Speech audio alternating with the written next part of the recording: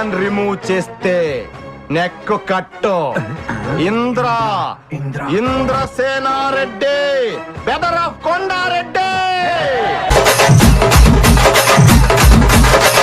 మన పని మనం చక్కగా చేస్తే దాంట్లోనే సెల్ఫ్ రెస్పెక్ట్ చాలు. తీస్తా, నాలో ఉన్న క్రియేటివిటీ మొత్తం బయటికి తీస్తా, నా తడాకా చూపిస్తా.